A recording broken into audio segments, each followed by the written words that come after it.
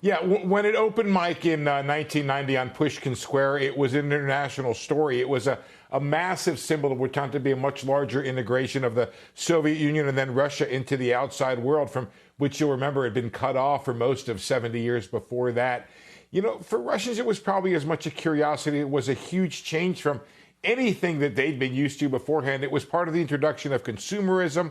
They didn't have fast food. They certainly didn't have a place that offered the same quality of the same product available at the same time in the same way.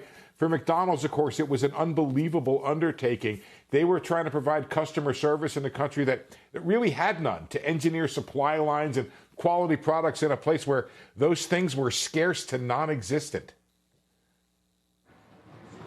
So, Steve, what do you suppose it means to Russians today? I did not realize the history and the significance ran that deep. Yeah, I mean, you see the pictures of the lines, people lining up there.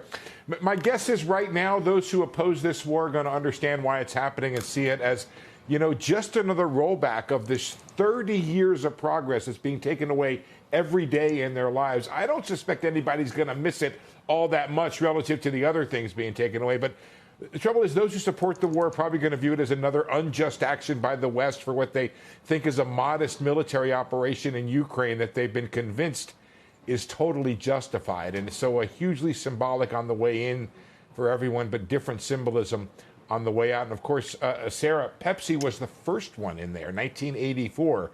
And now, as Mike said in his read-in, that's gone too. No, yeah, and they just announced it this hour. They said they came in at the height of the Cold War to try to establish relationship there between Russia and the U.S. I think it was 84. Feel compelled to do it. Steve, thank you.